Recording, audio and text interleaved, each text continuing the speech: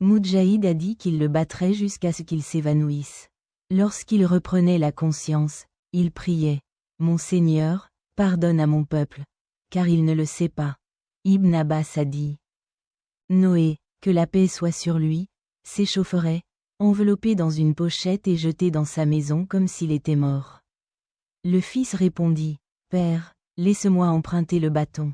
Alors le père lui donna le bâton, et le fils frappa Noé à la tête avec, provoquant une blessure visible et du sang. Noé pria « Mon Seigneur, tu vois ce qu'ils font à tes serviteurs.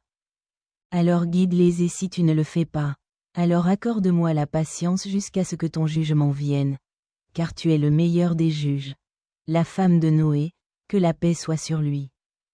Allah le Tout-Puissant a dit, Allah présente un exemple de ceux qui ont mécru, l'épouse de Noé et l'épouse de Lut. Ils étaient sous les ordres de 2 de nos serviteurs pieux. Mais ils les ont trahis. Ces prophètes ne leur ont donc rien servi d'Allah. Et il a été dit, entrez dans le feu avec ceux qui y entrent.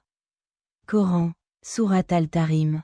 10. Le Coran mentionne l'exemple de 2 femmes mariées à des serviteurs vertueux d'Allah, mais qui ont trahi la foi de leur mari et se sont rangées du côté des mécréants.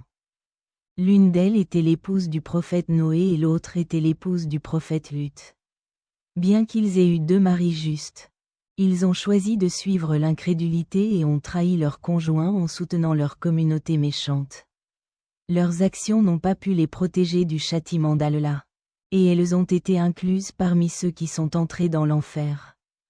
Quant à la question de la trahison, il est mentionné que la trahison de l'épouse du prophète Noé s'est faite en répandant des calomnies et de fausses accusations à sa rencontre, affirmant qu'il était fou. D'un autre côté, la trahison de l'épouse du prophète Lut consistait à révéler la présence d'invités.